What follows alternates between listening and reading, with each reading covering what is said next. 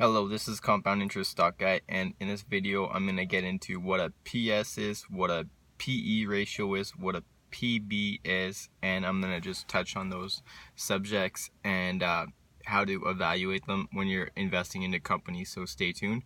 If you're new to the channel, please subscribe, hit the bell down below so you're notified when I upload a video. I also want to disclose I'm not a financial advisor. This is just for entertainment information purposes. So the first one I want to talk about is PE ratio. Okay, that's a price to earnings ratio, and it can be fixed, like kind of skewed, as far as if a company, say they had like half of their business was a facility, say in like St. John's, Newfoundland, and then their other business was in BC, they could sell that asset and then they could put that into having like a net income for their quarter, right? So it could be a one-time thing, so it wouldn't mean that they're profitable like quarter over quarter, like sustainable. So that can be skewed. But if you're looking at companies such as like IIPR and Village Farms, Grow Generations, and True Leaf, they've been for the last few quarters, at least, like for everyone, and some a lot longer, they've been consistently profitable, and they have net income, and they have a PE ratio. So those companies have PE ratios anywhere from like 5 to like 75, with IIPR having the biggest one and True Leaf having the lowest. So yeah, that's a PE ratio for the cannabis industry. Now let's get into PS and how it doesn't always mean everything, but it means something. So if you compare, say, company at a enterprise value, a market cap of say like 300, 400 million, okay, and then they're doing say like $100 million per year based on like say their last quarter, and then you times it by 4 for an annual run rate, then they're say at like 100 million in revenue for the year. Now you like 100, so 300 market cap divided by your how much revenue they're gonna do. So if it's 100, then they'd be a 3 PS. If it's like 400 market cap, that's 4. If like for Chronos, their market cap's, I don't know, like $6 to $7 billion, and their revenues are like somewhere around like, I don't know, 30 million. I don't know exactly. It's pretty low. Maybe they did 10 million last quarter. But so like 40 divided by like 8 billion. So that's like a 200 price to sales. Okay, so that's pretty high, but it can be like substantialized because they have projections with their like biosynthesis, and as well as they have a very big cash position, so that they're get like a better profile, right, for their market cap. And like the big investors pay more money because they have a moat of cash around them, okay?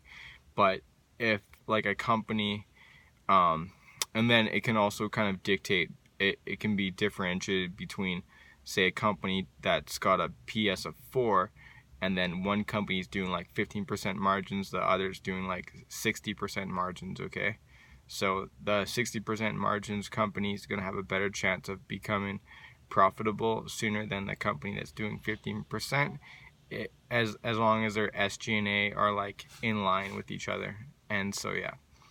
Now, with a price to book as well, is how that can be also skewed. Is a company can have a lot of goodwill on their added as an asset. So the basis is like their market cap is a price is their market cap. So so say like the company's like got like a $10 billion market cap, right?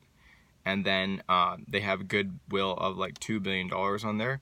Well, like the goodwill doesn't really mean anything, you know. It's just that they paid for the company too much money for the asset. I mean, there's some substantial, like you can look into it and be like, okay, well, it'll be valued in the future. But I mean, yeah, I mean, Aurora is a good example. They have a lot of goodwill, and so does Canopy. And but yeah, basically their market cap has a lot of goodwill on it, so they have like a lower price to book base because of their goodwill. But if they took the goodwill off their balance sheet, they would take a big loss, and then their book value would be a lot lower. Like instead of it being like, say, like it's probably somewhere like $2 or $3 or $4 Canadian, and if they took it off, it would be like somewhere like $1.50 to like $2 or $3, right? So it's going to be a lot lower, whereas their like share price right now is like $8. Now with the price to book as well, it can be like assets can change value, right? Like if you're in the mining section, like say you own like 2 million ounces of gold, right? And then the price goes down from like $1,500 and then it goes down to $1,100 an ounce. Well, then the assets will be worth less, right? And they may not change it on their book value, but it will be different. So that is something to think about. But I do like to look at book value to know, to see what the value's there. I was getting obsessed back like 6 months ago about like, oh, the lowest price to book, but that's not really like always the best indicator whether the share price is going to go up like in the near term, like 6 to 12 months, right? So it's other things like reading the chart and all that, and just their cash position as well. But I do like to know what their like book value is, because then you understand like the risks involved. So it's like, okay, if the cannabis markets like goes like so cold and bearish, then there could be a chance where like Aurora is worth like $2.50 or $3, because it'll get down to its book value, right? And they'll have to write off their goodwill. So anyways, that's pretty much what I want to talk about. I just want to be straightforward. This is something that no one really talks about in the cannabis industry, and hell, I'm just one of the financial nerds out there that's spitting truth. Five Finger Lid, yeah, thanks for shouting me out. Thanks for all the other subscribers, like Monica S and Ricky Stewart and Scott Sycamore, and even Mickey D watches my channel sometimes. Check out his channel; he's got some good info. And David Modell, he's been a good viewer. He's a very big YouTuber. Some other people that I may not mention, but you know, the more you guys watch my videos and comments on me, and I'll comment back, the more I kind of get to know you guys. And yeah, I hope we make a lot of money in the future. These are kind of financial information, right? When you're looking at a company and you're evaluating it, right? So if you're looking at like a Canopy, or you're looking at a Kronos, or you're looking at an Afria, right? Then you can see like the price of sales. Then you can look at the profit margins, right? I mean, it's a lot of work.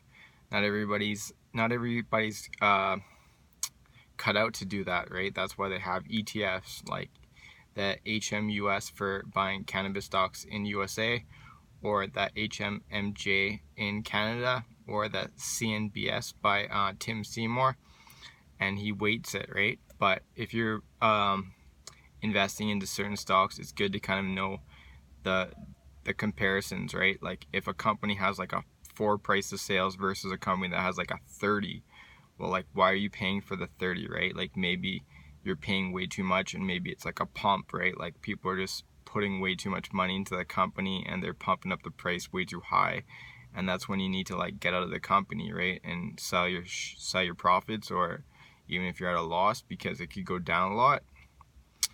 Anyways, this is some compounding interest stock guy info. Keep compounding that info. Listen to my lingo, and shaka and capice, and I'm out.